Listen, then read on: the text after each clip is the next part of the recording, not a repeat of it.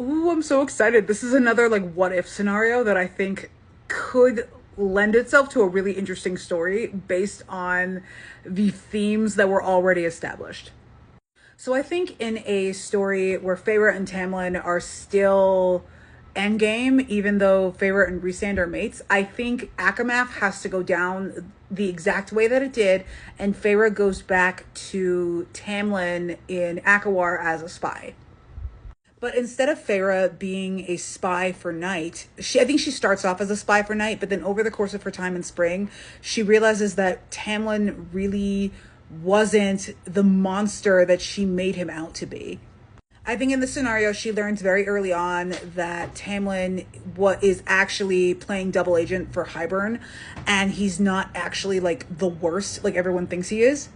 And I think in this scenario, she has enough distance from Rhysand at this point that she realizes she made a little bit of a mistake marrying him and becoming High Lady. And while she's not ready to trust Tamlin again immediately, she's definitely like, I need to figure out how to get out of this situation with Rhysand because that's still my mate, but I can't be with him. Like, he's the worst. Meanwhile, I think Nesta and Elain are still taken by the Night Court because as of now, Rhysand still thinks that Feyre is going to stay with him, so of course he's going to keep her sister safe. And I think Elain still decompensates as a seer, and Nesta is still like going out of her way to protect her, and her and Cassian still have this vitriolic thing going on. But the more Feyre has like the rose-colored glasses taken off of her face about Rhysand, the more she's like, I need to get my sisters the hell out of there.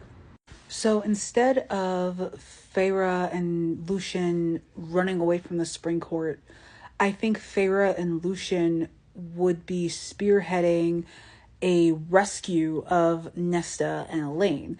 Lucien would be motivated by the fact that Elain is his mate, and Feyre would just be like, these are my sisters, I have to get them out of there. And this would be a big break in Tamlin's character where I think he would want to stop Feyre and he would want to be like, no, I want you safe. Like I could send my sentries to do this. And she's like, no, I need to do this myself. And Tamlin, having learned from the second book, he would be like, okay, I don't like it. I'm worried about you. But if you feel like you need to do it, go forth and do it. So Nesta and Elain are then rescued by Feyre and Lucien and some other sentries, because I think because we're not getting that Night Court ensemble, that Night Court ensemble would need to be replaced in a FEYLIN story. So we would be getting to know like the other sentries that work for Tamlin, like under Lucien. This mission would also be happening under Ianthe's nose, because Ianthe would still be around and they would need to get rid of her. And I think a huge part of the Feyre Tamlin redemption story where they fall back in love with each other, I think that would involve the two of them taking down Ianthe together, but we're not there yet. So I think in a scenario where Feyre ends up with Tamlin, I don't think that Nesta and Elain would be kept in Velaris. I think they would be kept in that palace in the Court of Nightmares, which would then allow Lucien and Feyre to spearhead a rescue operation without Feyre giving up Velaris. Because I think at this point she still wouldn't give up Velaris. I don't think she would see the inherent fucked upness of Velaris's existence at this point.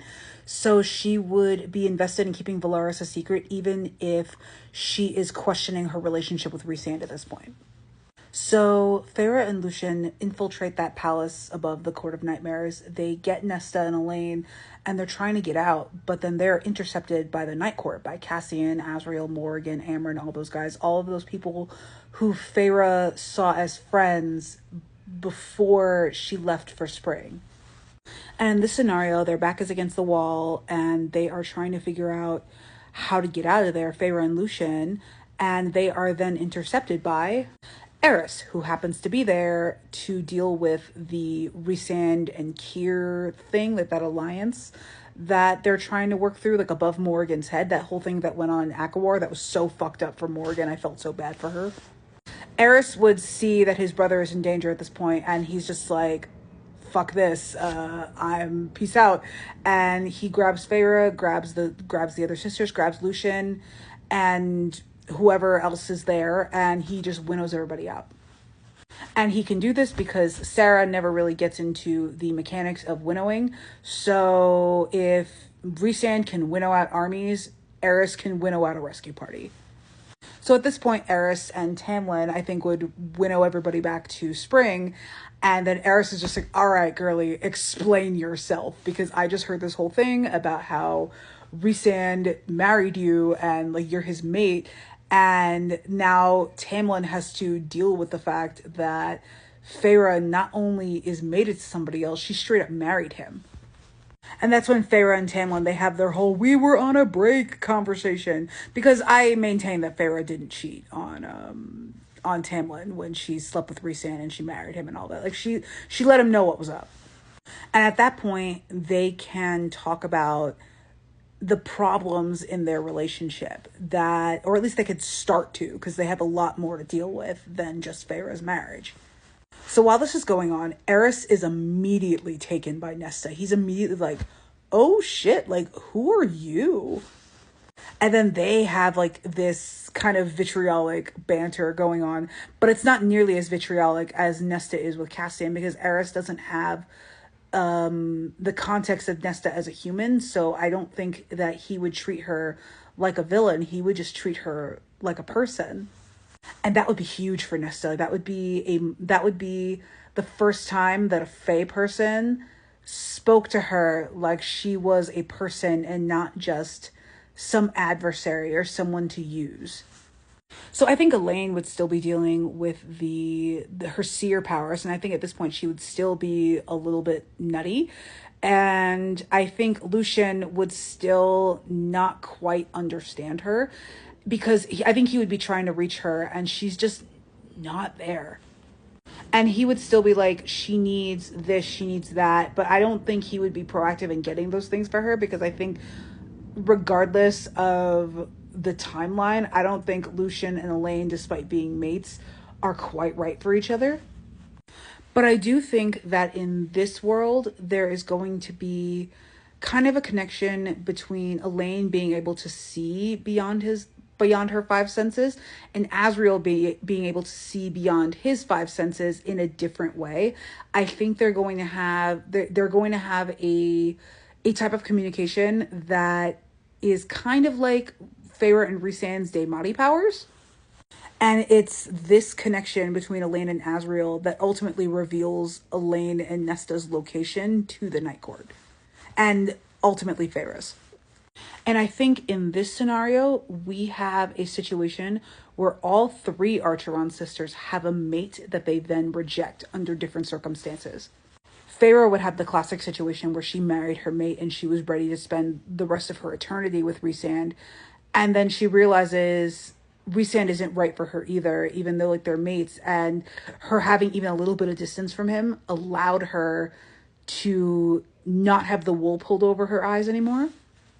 And then Nesta, she never really gets with Cassian. Like, it's just too vitriolic and there's a lot of bad blood there. And then she ends up kind of falling into this nice, like, funny little rapport with Eris.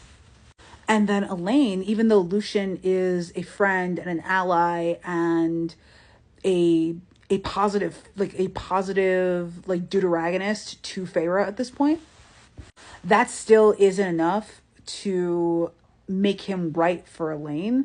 And she ends up falling in love with Asriel anyway. So all three of them have a mate that they reject under different circumstances, and it all falls together in different ways. This isn't even like my whole idea, but I had so much fun with this and I'm so invested in this idea. If anybody wants me to write this fanfic, I will absolutely do it. But I also have my other multi-chapter fanfic that I'm working on. So I do think that I am really, really, really overextending myself here. But either way, I love this idea. I want to continue this. If anybody wants to see the rest, I will absolutely do it.